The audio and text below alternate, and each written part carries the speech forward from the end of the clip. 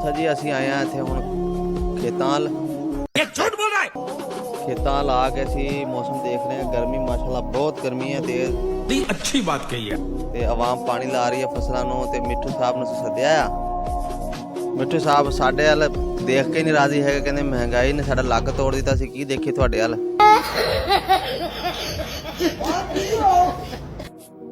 ਤੇ ਮਿੱਠੂ ਦਾ ਇੰਟਰਵਿਊ ਕਰਦੇ ਆ। ਮਿੱਠੂ ਦੇ ਮਹਿੰਗਾਈ ਦੇ ਬਾਰੇ ਕੀ ਕਹਿਣਾ ਆ ਤੇ ਪੈਟਰੋਲ ਡੀਜ਼ਲ ਦੇ ਬਾਰੇ ਕੀ ਕਹਿਣਾ ਆ।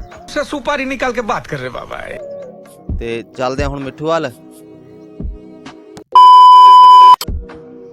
ਹਾਂਜੀ ਮਿੱਠੂ ਨੱਠ ਗਿਆ ਤੇ ਹੁਣ ਆ ਗਿਆ ਬਿਲਾਲ ਭਾਈ।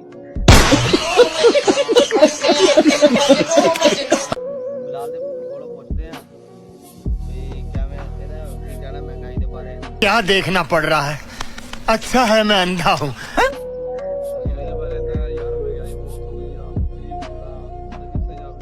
करो हाथ जोड़ के मैं मोदी साहब से गुजारिश करता हूँ।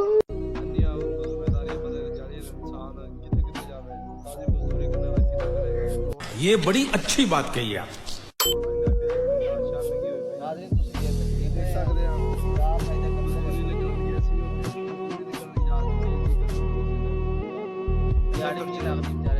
तो क्या नाचो मैं?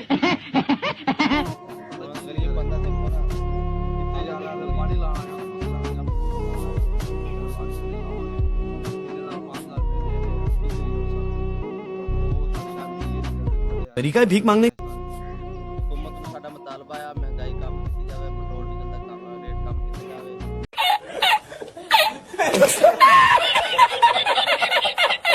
ਤਾਂ ਕਿ ਗਰੀਬ ਨੂੰ ਰਿਲੀਫ ਮਿਲ ਸਕੇ, ਗਰੀਬ ਰੋਟੀ ਖਾ ਸਕੇ।